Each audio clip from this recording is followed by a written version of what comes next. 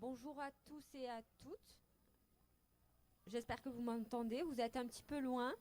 Je me présente. Donc, je m'appelle Liséa Donadi. Je travaille au CPIE, donc Centre permanent d'initiative pour l'environnement. Et je vais avoir l'occasion de vous partager et de vous faire découvrir deux de nos grands projets au CPIE. Mais avant cela, j'aimerais en connaître un petit peu plus sur vous. J'aimerais à main levée que vous me disiez si vous connaissez le CPIE Rhône Pays d'Arles. À main levée. Parfait, on a quand même des connaisseurs et des connaisseuses, super. Et à main levée aussi ceux qui ont entendu la conférence de Roland Roux, la première conférence qui est en fait mon président. Ok, une personne, ça marche. Ah pardon, autant pour moi. Super. Alors, donc, rapidement, l'idée, c'est que je présente rapidement le CPIE et ces deux projets, ces deux grands projets. Mais je tiens quand même à vous inviter, si vous souhaitez prendre la parole, notamment en me posant des questions, parce que l'idée, c'est qu'on échange et pas seulement que je tienne un monologue pendant une quarantaine de minutes.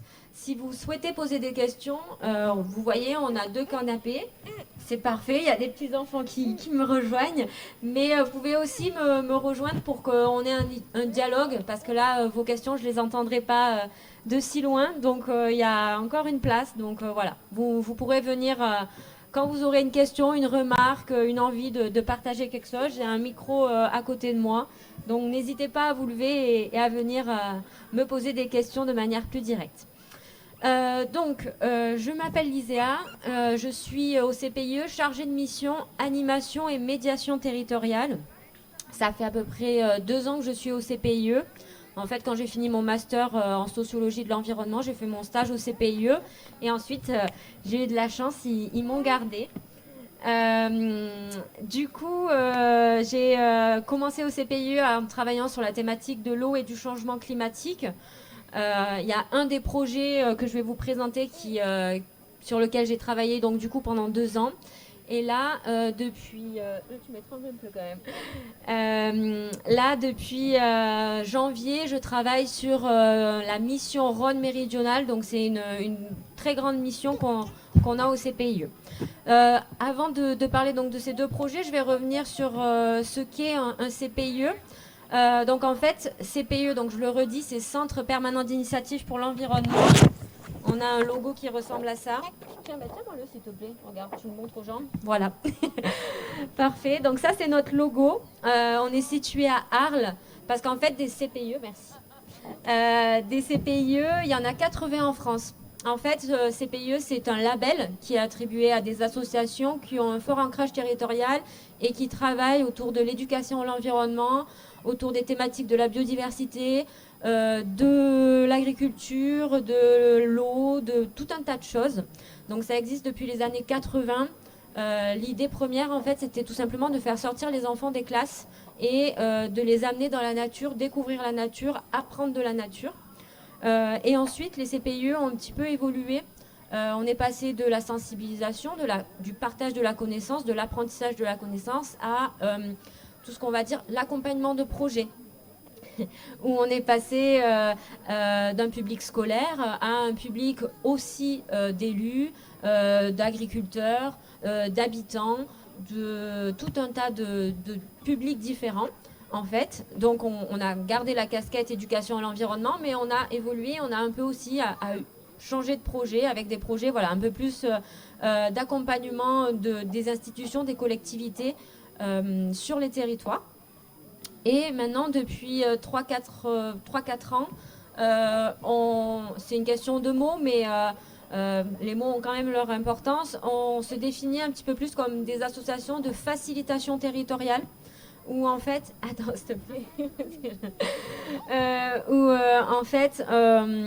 on va accompagner tout type de public, aussi bien des scolaires que des élus, que des agriculteurs, dans des projets sur l'ensemble du territoire. Donc nous, on est sur le Rhône, le territoire du Pays d'Arles, donc ça va de Château-Renard jusqu'à la mer.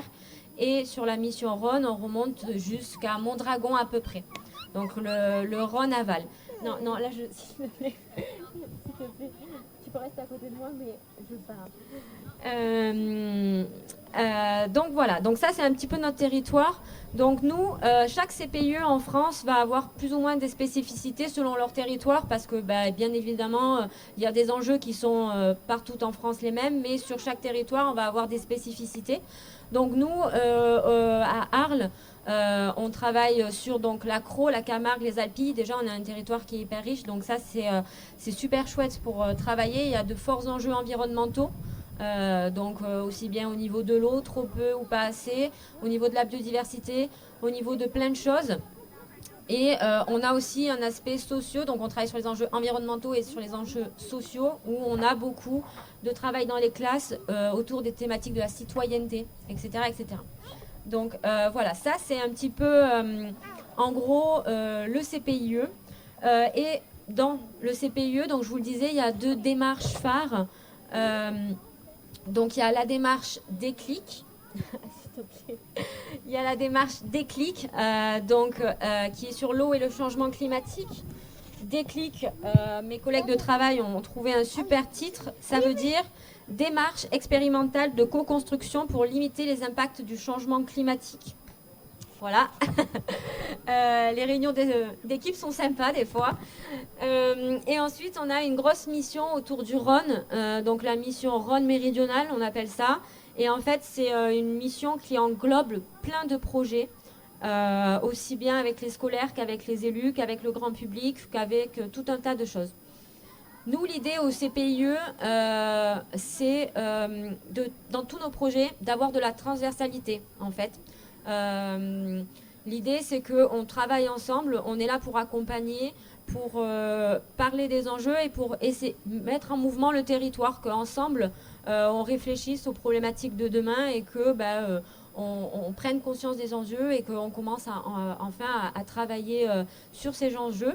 Avec tout type de public, en essayant d'oublier personne et que tout le monde sur le territoire soit sensible à ces problématiques. Donc c'est pour ça qu'on aime bien dire qu'on travaille autour de 3 piliers. Le volet connaissance, parce que c'était la base, l'éducation à l'environnement, la connaissance. Ensuite, on a introduit donc le dialogue avec cette idée d'accompagnement de projet, mais on remet autour de la table en fait des personnes pour qu'on dialogue ensemble sur les enjeux environnementaux. Et ensuite, le 3e pilier, c'est la vision. Qu'est-ce qu'on veut pour notre territoire Rhône, Pays d'Arles, mais bien au-dessus, au-delà des frontières. Par exemple, une des frontières, ça va être le Rhône sur notre territoire. Donc, comment on travaille de part et d'autre du Rhône, chacun de son côté, mais surtout comment on peut arriver à travailler ensemble. Nous, on essaye de penser tous nos projets un peu comme ça, dans la transversalité, dans comment on peut faire tout simplement du commun à travers les enjeux environnementaux et sociaux. Donc ça, c'est très beau, hein. L'idée est très belle. Après, il y a des problématiques, il y a des limites. On pourra en parler après si vous voulez. Là, je vais vous présenter ces deux gros projets, ces 2 grandes démarches. À part si je le rappelle, si vous avez des questions sur le CPIE ou des remarques, des interrogations, je vous invite à venir à côté de moi. Il y a un micro qui vous attend pour qu'on partage. Alors, première grand projet que je vais vous présenter, donc ça va être tout ce qui est autour de la mission Rhône.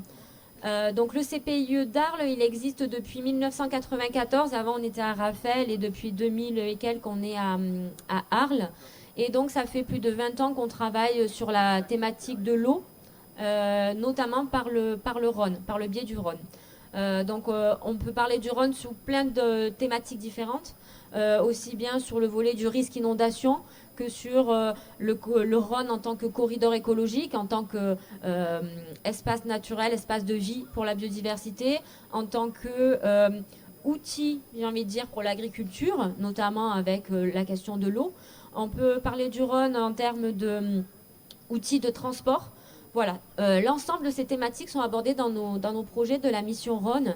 Donc dans ces projets, pour vous en citer quelques-uns, on a un festival qui s'appelle le Festival dans les bras du Rhône, justement, qui est en octobre, où l'idée derrière ce projet, c'est de parler de la culture du fleuve, de comment on crée une culture autour du fleuve et comment on partage surtout une culture autour du fleuve aussi bien sur des questions culturelles comme par exemple la tarasque, que dans des questions un peu plus liées au risque inondation. En fait, ce festival, il est co-construit avec plus d'une cinquantaine de partenaires, dont certains aujourd'hui tiennent des stands.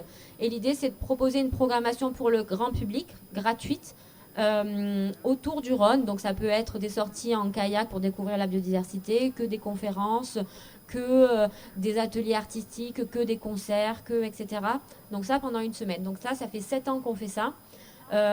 Et pourquoi on a choisi ça? Parce qu'on se dit que les thématiques et les enjeux environnementaux, ils peuvent être abordés de manière classique, entre guillemets, en classe, avec des outils. Mais il peut aussi passer par des événements comme aujourd'hui ACT, par des événements plus festifs, plus culturels. Donc on essaye de mettre ça en place, donc c'est la 7e année.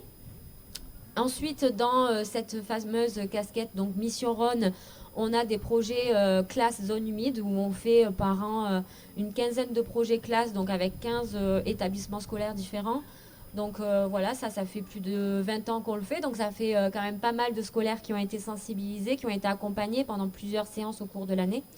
Ensuite, on peut faire des ateliers de fresques collaboratives pour imaginer le Rhône en 2100. Il y en a une en ce moment sur notre stand, donc si après vous souhaitez y aller, c'est avec plaisir. On fait tout un tas de choses avec l'idée à chaque fois en fait de partir de l'objet du Rhône, qui est un objet qu'on voit au quotidien, et l'interroger sur comment on vit avec, comment on a vécu avec, comment on est en train de vivre avec et comment on va vivre avec dans les années à venir, notamment dans un contexte de changement climatique. Voilà, un petit peu sur le Rhône, là il y a un projet qui est en train de se mettre en place, qui est important pour le CPIE. Je dis pas ça parce que c'est moi qui le fais.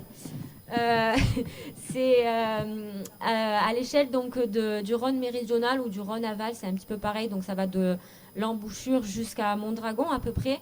L'idée, c'est ce nouveau projet, il s'appelle Processus expérimental de consolidation des consolidations des relations entre les territoires et le plan Rhône. Le plan Rhône, je ne sais pas si vous savez ce que c'est, mais en fait, ça a été créé par l'État et les régions suite aux inondations de 2003. C'est un outil, on va dire, d'aménagement et un outil financier que différentes structures peuvent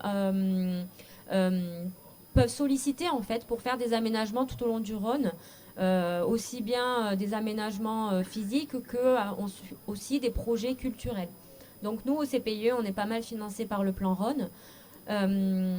Et donc là, l'idée de ce nouveau projet, ça va être d'aller interroger les intercommunalités pour savoir comment elles se saisissent de ce projet, de ce dispositif, pardon, qui est le plan Rhône, dans un premier temps, et ensuite d'aller voir les acteurs sociaux pro. Donc ça peut être vous, je ne sais pas, peut-être que vous travaillez dans l'agriculture, dans le tourisme, dans le transport, et que vous avez un lien avec le Rhône. Donc peut-être qu'on se rencontrera à cette occasion, ça sera entre septembre et décembre. Et l'idée, c'est de voir sur les territoires quel espace de dialogue il manque ou on devrait inventer pour traiter des enjeux environnementaux et notamment là les enjeux spécifiques au Rhône. Donc aussi bien, comme je viens de le dire, le transport fluvial que le tourisme, que l'environnement, etc., etc. Donc ça, c'est un nouveau projet qu'on est en train de lancer pour faire un état des lieux des espaces de dialogue qu'il y a besoin de créer pour commencer à réfléchir ensemble autour des enjeux du Rhône. Donc ça, c'est un premier atelier qui aura lieu entre septembre et décembre. Et ensuite, dans cette idée de transversalité et de faire ensemble, on va faire un second atelier là où on va mélanger les territoires.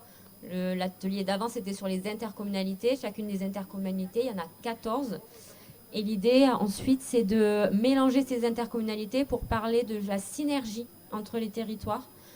Donc, rive droite, rive gauche, amont et aval. Et ce projet, cette étude qu'on est en train de faire, l'idée c'est qu'on va réaliser un petit livre blanc avec tout ce qu'on aura observé, tous les besoins qui seront remontés.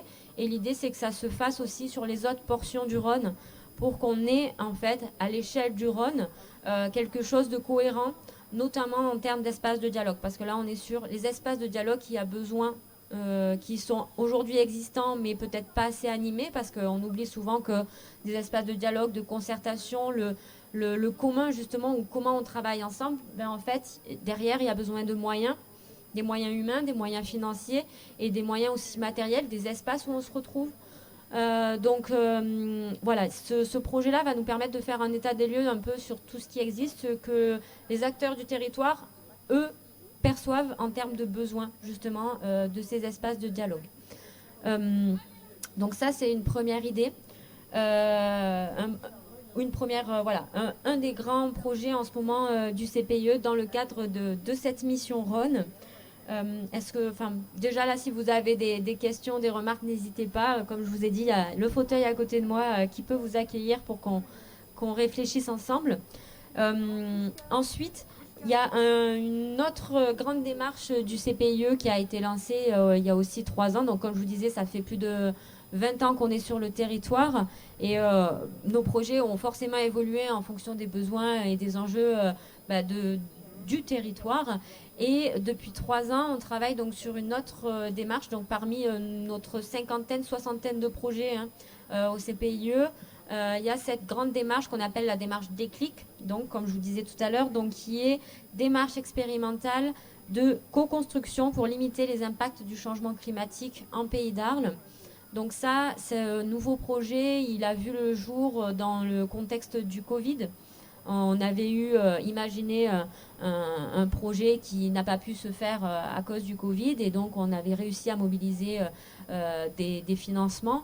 Et grâce au Covid, j'ai envie de dire, on a réfléchi avec certains acteurs du territoire à qu'est-ce qu'on a besoin de faire sur notre territoire autour de la thématique de l'eau et du changement climatique. Donc du coup, cette démarche, elle est animée par le CPIE.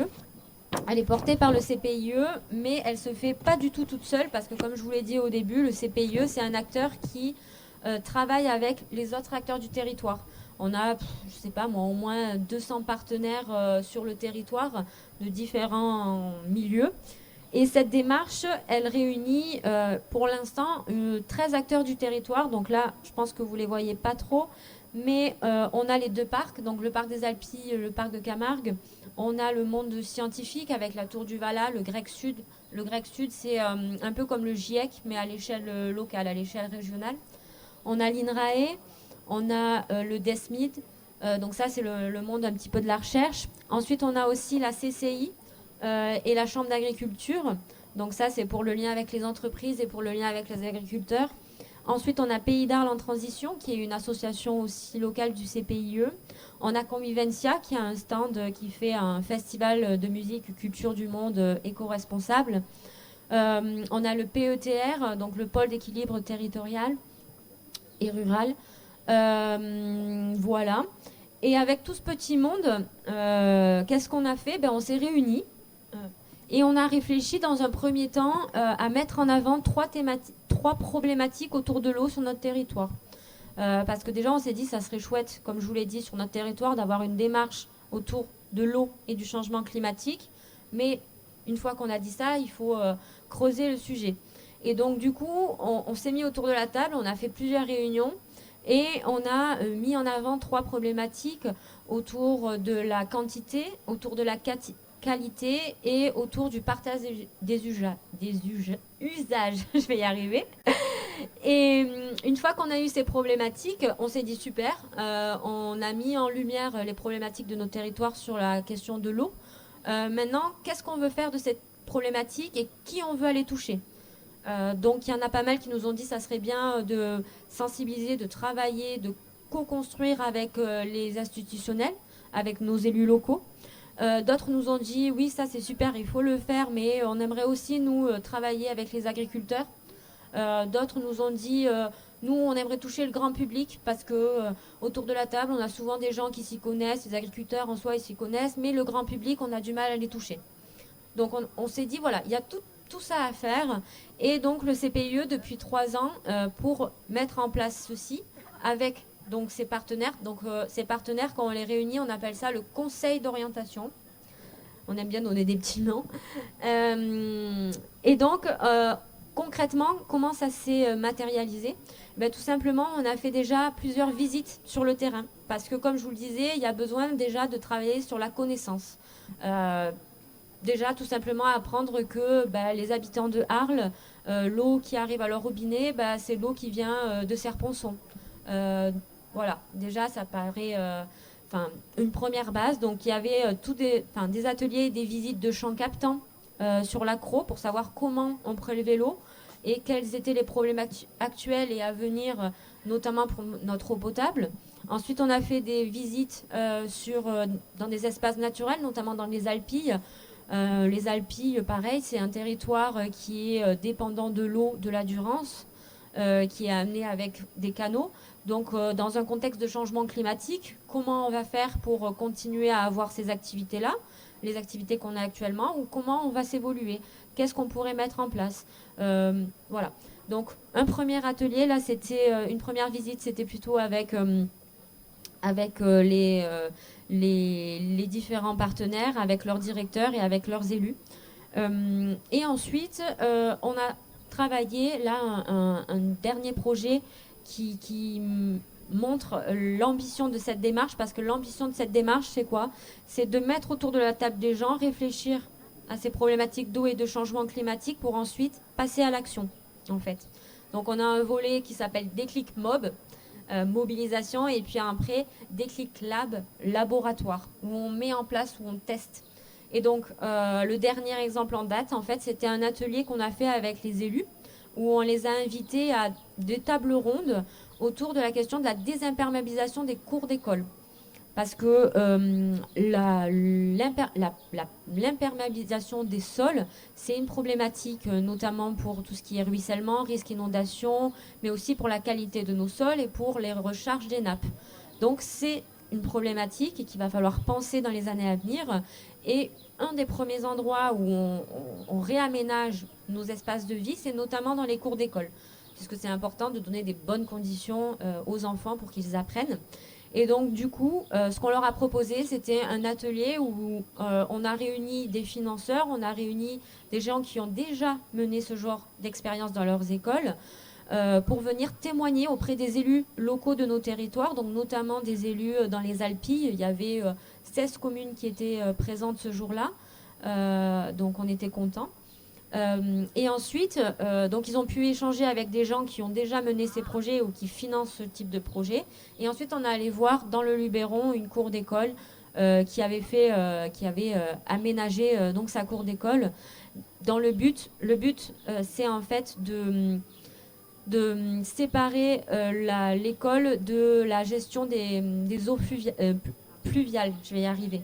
L'intérêt, il est là, c'est que l'aménagement qu'on fait permet de réduire l'eau qui va dans le pluvial et qui va finir à la mer. L'idée, c'est que la goutte d'eau, elle tombe et elle s'infiltre là où elle est tombée. Donc, on allait voir cette cour d'école, et puis là, cette année, le CPE avec le PETR, avec d'autres types d'acteurs, on se lance dans 8 aménagements de cours d'école dans le pays d'Arles, donc notamment dans les Alpilles. Donc avec nous, le CPIE, on va participer notamment sur tout ce qui est concertation avec les élèves, avec les parents d'élèves, avec les enseignants, avec les gens qui travaillent dans l'école, pour construire une cour qui leur ressemble, qui va leur servir en termes d'outils pédagogiques, mais aussi qui va prendre en compte les contraintes de leur école et leurs contraintes aussi dans leur métier. Donc ça, c'est un exemple concret de ce qu'on a fait en 3 ans. La démarche, elle a 3 ans. Et c'est au bout de 3 ans, ça met du temps en fait à prendre ce type de démarche, parce que il y a besoin de beaucoup de réflexion déjà pour se poser, pour savoir quelles sont les problématiques, qui c'est qu'on veut toucher et comment on veut les toucher. Surtout quand on est plusieurs structures différentes. Donc nous, pour l'instant, elle est assez libre. Ça veut dire qu'on fait différents temps de réunion tout au long de l'année, mais les structures viennent quand elles peuvent. Il n'y a pas de contraintes pour l'instant, elles n'ont pas signé d'engagement, etc., etc. Ça pourra évoluer dans les années à venir. Mais en tout cas, l'idée, c'est que ils font partie de la démarche, ils savent que ça fait partie, que le CPIE porte ça avec eux. Et chacun va donner sa petite idée, et des fois, ça va donner des projets comme je viens de vous le dire.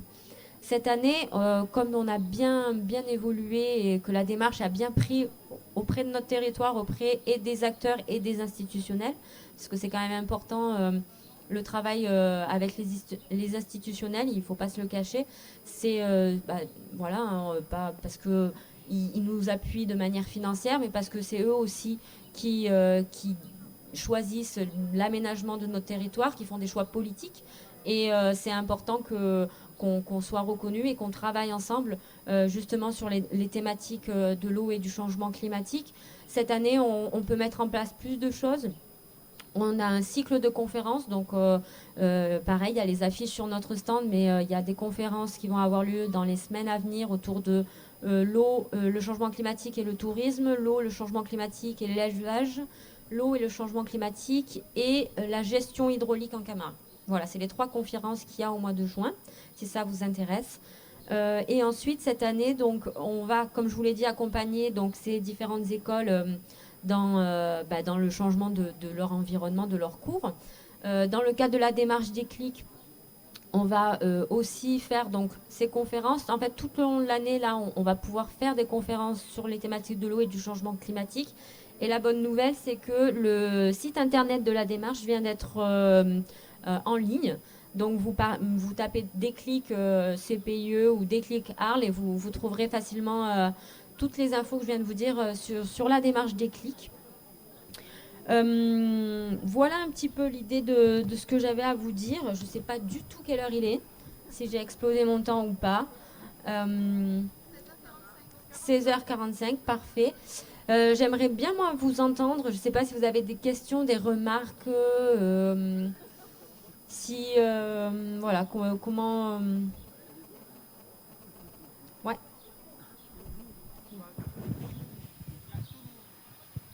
Ouais. Bah, viens à côté de moi et comme ça fait plus dialogue, partage. Je pense que c'est un petit peu l'idée de... Bonjour et merci pour votre topo très intéressant. Je suis de Toulouse et je suis parent élu dans l'école de ma fille. Et la mairie de Toulouse, au lieu de lancer un programme global de cours Oasis, la mairie a lancé un concours. Un concours où chaque école doit organiser elle-même un projet et le soumettre à la mairie qui ensuite va sélectionner des lauréats. Les lauréats qui auront la chance de voir leur projet retenu et réalisé en premier. Et je voulais vous questionner par rapport à cette démarche. Et que vous trouvez cette démarche logique ou pas? Alors, bon. Nous, ce qu'on essaye de faire, en tout cas au CPIE, dans tous nos projets, c'est qu'ils soient co-construits au maximum. On est souvent dans des établissements scolaires et c'est vrai qu'on a des fois le retour des enseignants qui nous disent « Ah il y a ça qui se fait, nous on n'était pas au courant, d'accord, etc. » Et en plus au CPIE, on partage l'idée que quand les gens sont à la genèse des projets ou participent pleinement au projet, derrière, il va avoir une acculturation qui sera plus forte ou du moins il va avoir une envie de faire qui sera plus forte. Donc après, les problématiques avec ce type de projet, notamment les projets Oasis dont vous parlez, donc c'est juste un nom qui est donné au projet justement de désimperméabilisation des cours d'école, c'est que ça coûte très cher. Ça coûte très cher et les financements aujourd'hui sont ce qu'ils sont et donc du coup il y a des choix qui se font. Après chacun choisit un petit peu comme il veut. C'est vrai que l'idée que il y ait des lauréats, c'est une manière de choisir. Après tout ce qu'on peut, de ce nous on voit, c'est que ce type de projet de réaménagement de cours d'école, pour le coup, c'est des projets qui prennent du temps. Si c'est les écoles qui co-construisent, du moins qui réfléchissent au projet, aux aménagements qu'ils peuvent faire, etc. Ça prend énormément de temps. Et pour travailler avec pas mal les enseignants, c'est qu'ils sont déjà surchargés par ce qu'ils ont à faire. Donc, s'ils ne sont pas accompagnés, nous, par exemple, on le voit, on mène des projets d'aire terrestre éducative. C'est des projets où on est 3 partenaires. Donc, il y a le CPIE en tant qu'animateur. Il y a des gestionnaires d'espaces naturels et il y a des enseignants, une classe, où l'idée c'est que la classe devienne gestionnaire de l'espace naturel ou aide le gestionnaire soit en proposant des actions de protection, soit en proposant des actions de valorisation. Et ça c'est un projet sur 8 demi-séances où on les accompagne et après ils ont du travail en autonomie, les enseignants travaillent avec les élèves en autonomie et déjà sur des petits projets, alors que, enfin, c'est pas des petits projets, c'est quand même des beaux projets. Ça demande du temps et les enseignants, la plupart, hein, ils sont hyper motivés, ils ont envie de faire plein de choses, etc. Mais voilà, on peut pas non plus les sursolliciter. C'est là où il y a un équilibre à trouver, et notamment aussi dans la démarche Déclic, c'est que c'est sûr qu'il faut faire ensemble. On est bien d'accord là-dessus. On pense vraiment que les projets, plus ils sont co-construits, mieux c'est. Mais ça demande du temps. Ça demande du temps et actuellement, ça demande aussi de l'argent. Donc voilà, il y a un équilibre en fait à chaque fois à trouver dans tous nos projets. C'est ce qu'on essaye de faire. C'est à quel moment on peut solliciter nos partenaires, à quel moment on ne peut pas les solliciter, quel curseur on a par rapport à la co-construction. Voilà, ça dépend en fait de chaque projet. Il y a des endroits comme ici où on peut prendre le temps. Il y a d'autres endroits où on a plus de contraintes et il faut faire avec. Donc ça, après, voilà, tout ce que je vous ai dit, je vous raconte un petit peu en gros ce qu'on a pensé, ce qu'on arrive à mettre en place. Mais derrière, il y a aussi des limites qu'il ne faut pas mettre de côté parce qu'il y a réellement des limites. Nous, on est une association et une association, ça vit de subventions, d'appels à projets. Donc, il y a cette contrainte financière derrière qu'il faut prendre en compte. Il y a ensuite des contraintes aussi à jongler avec les agendas politiques, avec les territoires. Est-ce qu'ils ont envie de tout type de structures différentes de parler? Est-ce qu'ils ont envie de travailler sur telle ou telle problématique à tel ou tel moment? Il y a des endroits, des moments où ça prend. Des fois, on comprend pourquoi, des fois, on ne sait pas pourquoi, mais c'est pas grave, ça a pris, donc on y va. L'idée, c'est vraiment, voilà, dans tous nos projets, comme je vous disais, on en fait plus d'une cinquantaine. C'est voilà, d'arriver à refaire du lien, à refaire du commun autour des problématiques environnementales et sociales. Est-ce qu'il y a d'autres réactions? Ouais.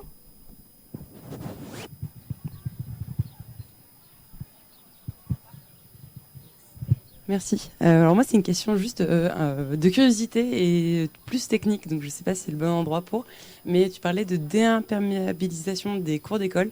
Ça consiste en quoi concrètement? Alors, moi, je ne suis pas une experte, mais je peux quand même t'en parler. Ça consiste tout simplement à enlever la couche de bitume, parce que la plupart du temps, dans les cours d'école, c'est du bitume, hein, comme on peut retrouver sur les routes.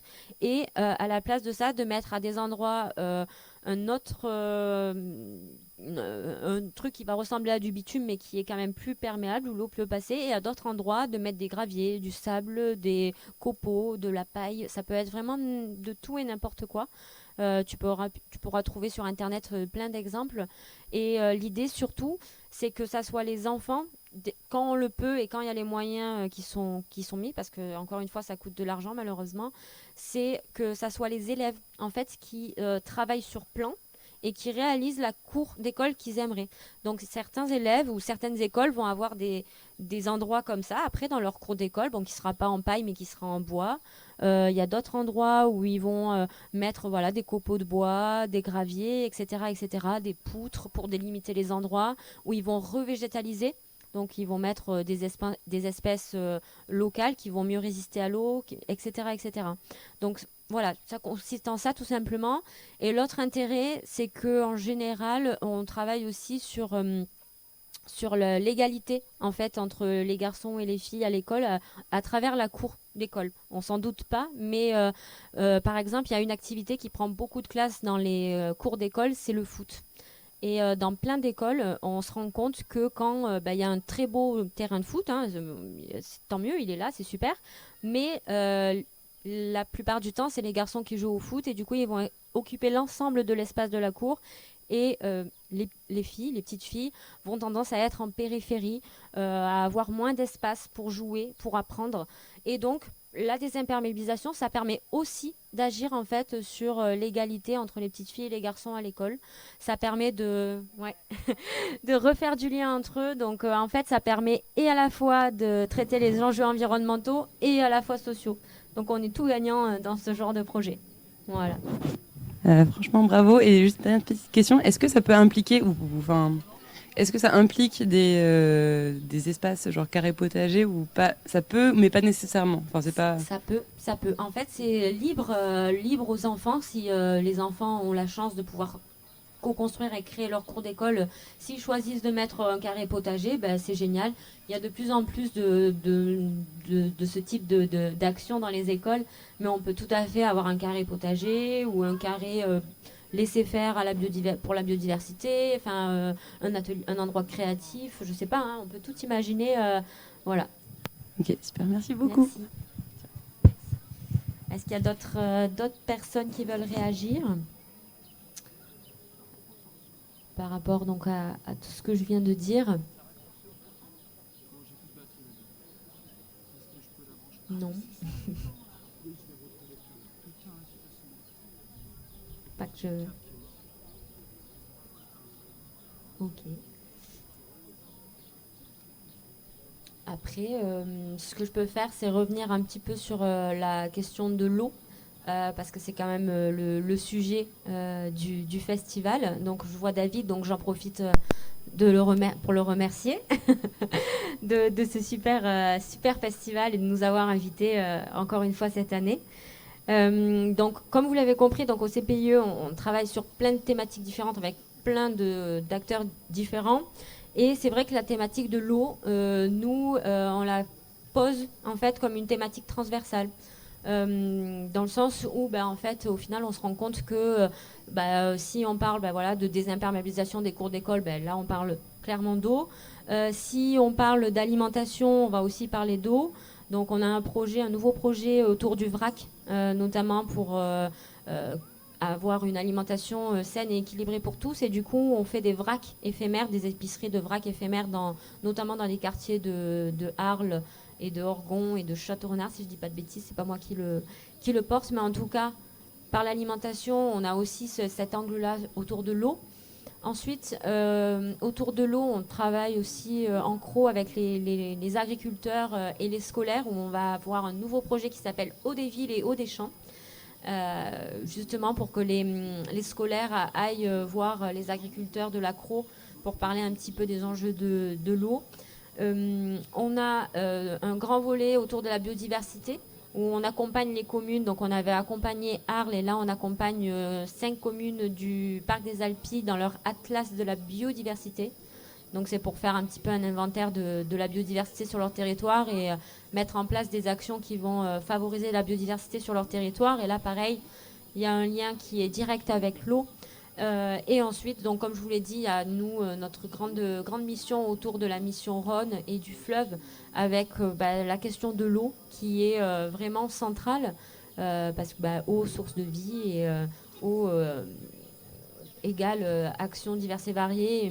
Et donc voilà, c'est pour ça que nous, l'eau, c'est quand même quelque chose qui est vraiment transversal dans tous les projets du CPIE.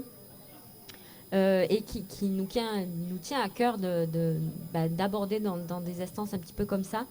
J'ai fini ma présentation sur mes 2 projets. Je ne sais pas s'il y en a qui veulent réagir. Vous êtes plus nombreux maintenant que tout à l'heure. Après, je peux raconter un petit peu les projets, mais bon, il me reste 4 minutes, alors voilà, ça ira très bien.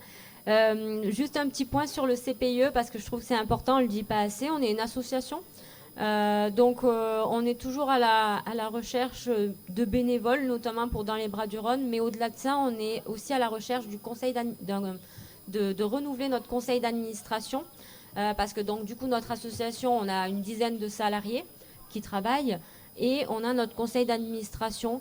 On tient à ce type de fonctionnement où on a un conseil d'administration, donc ça peut être du grand public, donc vous, de manière individuelle, vous pouvez y aller, et nous, dans notre conseil d'administration, donc il y a des gens qui viennent nous soutenir et qui viennent nous donner des idées parce qu'ils partagent le projet associatif du CPIE, et après, il y a des structures du territoire qui nous soutiennent aussi. Donc on peut rencontrer la Tour du Valais dans notre conseil d'administration, on peut rencontrer les Marais du Viguera, on peut rencontrer plein de structures comme ça. Et on est toujours à la recherche de nouvelles personnes pour venir échanger, pour venir nous donner des idées. pour nous aider tout simplement. Si vous avez envie d'en savoir un petit peu plus, je fais la promo. On a notre assemblée générale mardi soir au musée Art Latin à Arles. Donc si ça vous intéresse, on peut se retrouver au stand du CPIE pour que je vous inscrive et que vous veniez un petit peu plus rencontrer l'équipe, en apprendre un petit peu plus sur les projets. Comme je l'ai dit, on a 50 projets au CPIE, donc j'allais pas parler aujourd'hui des 50 projets.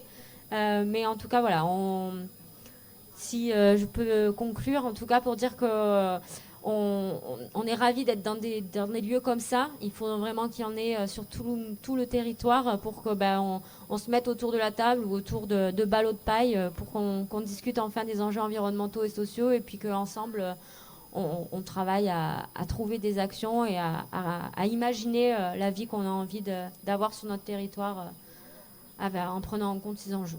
Voilà ce que j'avais à dire. Merci pour votre attention.